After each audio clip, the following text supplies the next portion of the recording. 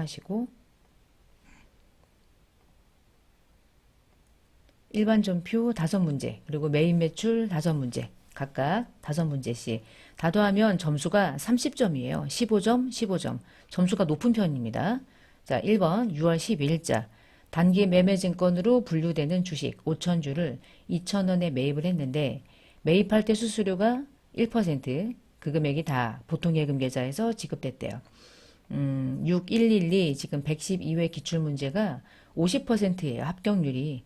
그러니까 50%라는 얘기는 대부분의 모든 문제가 조금 쉬웠다 이렇게 생각하면 될 것 같아. 제가 6월 12일자에 문제를 보자마자 느낀 게 이게 전산회계 1급 수준의 문제거든요. 자, 단기 매매 증권을 취득했죠. 5,000주를 2,000원에 매입을 했어요. 그럼 1,000만 원인데 단기 매매 증권을 취득할 때만 취득 시 수수료를 별도의 수수료 비용으로 처리하고 코드는 900번대로 처리하죠. 1,000만 원에 1%니까 10만 원 잡고요. 그리고 대변에 이제 보통예금 1,000만 원에 10만 원, 토탈 1,010만 원 두 개 나가고요. 자, 두 번째 문제 7월 9일자입니다. 급여를 지급했을 때 원천 징수했던 소득세 300과 지방소득세 10% 30만 원을 오늘 보통예금에서 납부했대요. 그럼 대변에 보통예금 나간 거죠. 330. 우리가 급여 지급할 때 원천 징수했던 소득세와 지방소득세는 예수금으로 걸어놨다가 다음 달 10일에 신고 납부하는데 얘는 10일 하루 전인 9일에 납부했을 뿐입니다. 자, 예수금 내는 거죠. 예수금으로 걸려 있겠죠. 이 돈은. 자, 세 번째 문제.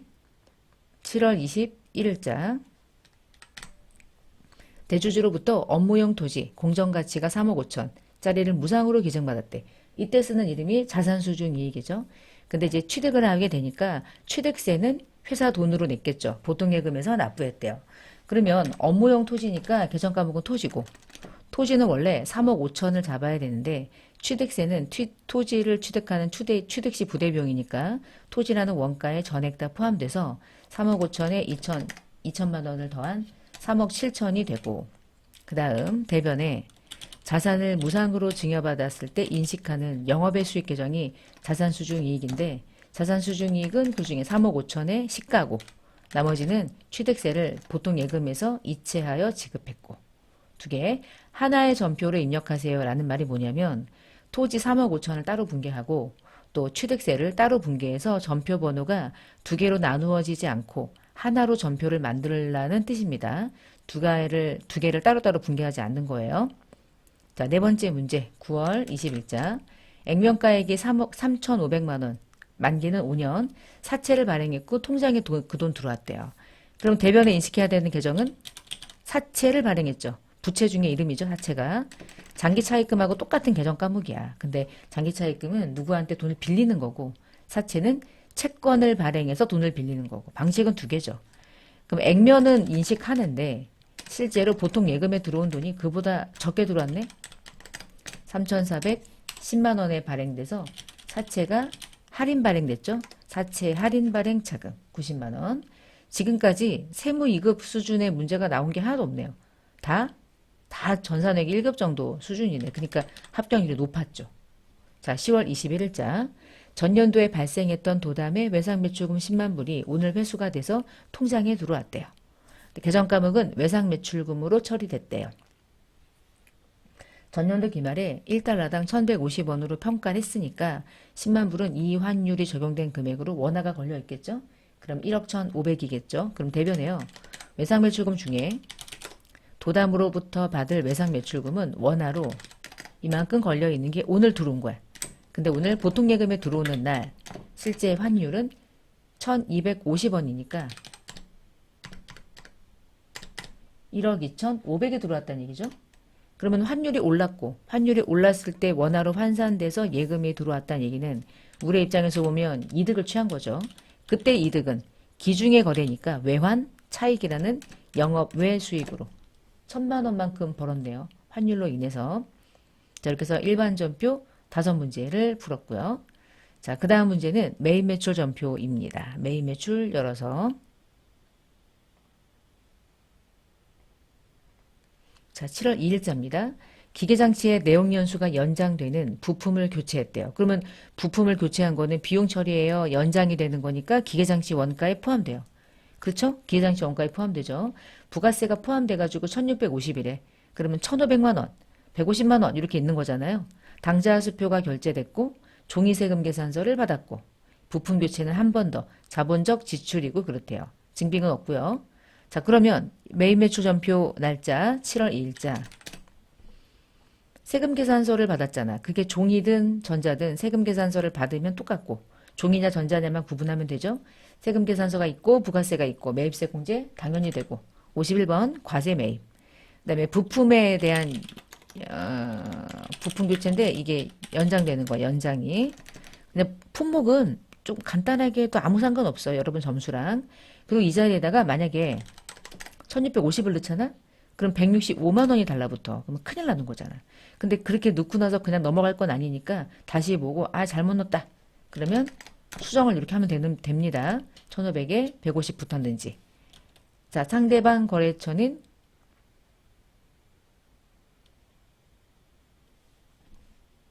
대보상사군요. 글씨 거래처가 안 보이네요. 대보상사. 대보상사. 전자가 아니란 얘기죠. 그러면 종이니까 전자를 입력하지 말고. 분계는 차변에 기계장치의 원가에 포함되도록 당좌수표 발행은 당좌 예금이 대변에 나간 것으로. 그러니까 기계장치 회계처리 수정하고요. 당좌 예금으로 당좌수표 발행에 대한 개정 과목을 수정하고. 두 번째 문제 7월 24일자 마케팅 부서의 직원들이 야식을 했대요. 일반 과세자가 참맛 식당이었대요. 현금 영수증 받았대요. 내용 문제 없고요. 부가세 있고요. 참맛 식당은 일반 과세자고 내용상으로 현금 영수증을 수취했을 때 매입세 공제 받는 것에 있어서 전혀 문제 없죠? 다 요건 충족하죠. 자, 61번 현금 영수증 과세 매입. 뭐 직원들 야식 정도 쓰면 되겠네요. 현금 영수증이나 신용카드는 부가세를 포함해서 프로그램에 입력하면 알아서 쪼개주지. 그런 기능을 가지고 있고요.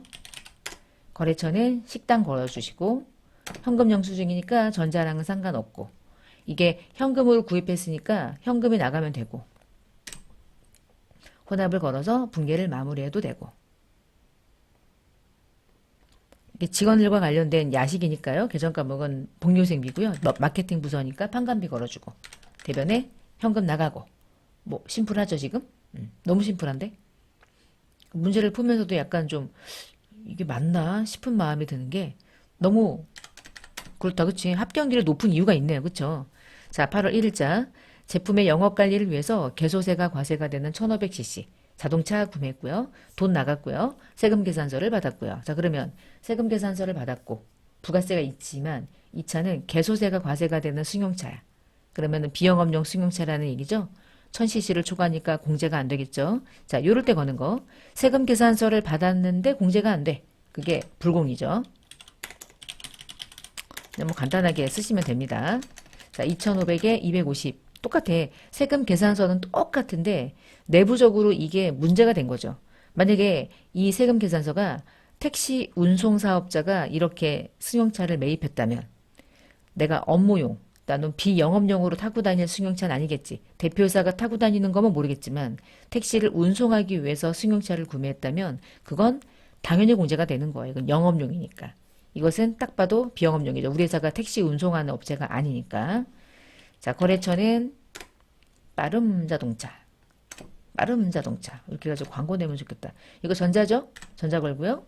자, 그 다음에 안 보이니까 위로 올려서 아래쪽에 불공제 사유를 물어보면 얘는 개소세가 부과돼서 그 차를 구매해서 자 혼합을 걸어놓고 밑으로 가서 불공은 2,500만 원도 차량 운반구인데 원래 250만 원 매입세 공제 안 되는 것까지가 차량 운반구 원가가 돼버려. 그러니까 차변에 기계장치는 2,750만 원이 다 걸리고요. 자 결제 방식은 둘로 쪼개집니까? 보통 예금으로는 300 주고 나머지는 외상이래. 주된 매입 채무가 아닌 한 기타 등등의 채무인 미지급금으로 거래처 개정 과목을 수정해서 입력하는 거. 이것도 또 중요하죠. 자, 그 다음 문제는 8월 17일자입니다. 더뷰 상사에게 제품을 팔았다. 세금 계산서를 발행했다. 부가세가 있다. 끝. 왜 끝이냐면 세금 계산서가 발행된 10% 과세 매출은 하나밖에 없어요. 11번 과세. 해놓고 아래쪽에 품목이 모니터 외라고 적으셔도 되고요. 그냥 제품이라고 적어도 되고. 저는 왜 제품을 정리하면 제 개인적으로는 모니터라는 계정 과목은 왠지 비품 같은 느낌이 들잖아. 근데 이 모니터가 나에겐 제품인 거야. 분기할 때 제품 매출을 분기해야 되니까 모니터라고 적어버리면 괜히 비품을 산 건가? 비품 판 건가? 이렇게 헷갈린단 말이죠. 계정 과목에 맞는 이름을 저는 이제 쓰는 편이라서 제품 써도 되고요. 모니터 외라고 다 정확하게 적어도 돼요. 아무 상관없어요. 복수 거래를 입력하는 거 제외하고는. 자, 수량은 2,000개, 단가는 2만 원, 4천만 원에 400. 거래처는 더 뷰 상사, 전자네요. 자, 그리고 분계는 딱 보니까 예금도 있고 외상도 있고 그래요. 그러면 혼합을 걸어서 제품 매출까지는 부가세까지 정확하게 구분이 되어 있고요. 자, 차변에 보통 예금인데 요때 금액이 30%인데 무슨 금액의 30%냐면 공급가액의 30%야. 그러면 공급가액이 지금 4,400이에요. 공급가액은 4,000이에요. 공급가액은 4,000이에요. 4천만 원에 30%만 보통 예금이 들어온 거야. 그러니까 4,400만 원에다가 30%를 때리면 안 돼. 반드시 금액을 정확하게 어떠한 금액의 30%인지 4천만 원이라는 공급가액의 30%니까 1,200만 원 걸어주고요. 나머지는 주된 매출 채권의 외상 거래니까 외상 매출금 걸고 나머지는 3,200이 걸리면 되는 거고.